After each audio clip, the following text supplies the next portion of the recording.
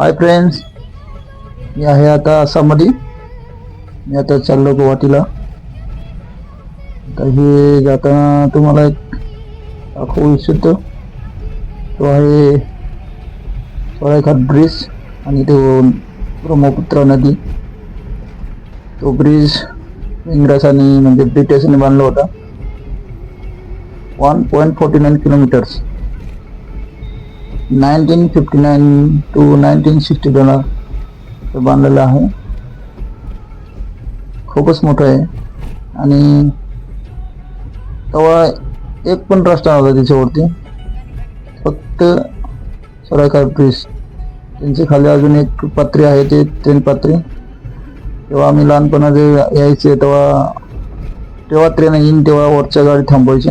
Train गेल्यानंतर आपल्याला गाडी सोडायची. खूपच त्रास व्हायचे, म्हणजे येणे जाणे म्हणजे खूपच त्रास. आता झालं 2. Okay bye.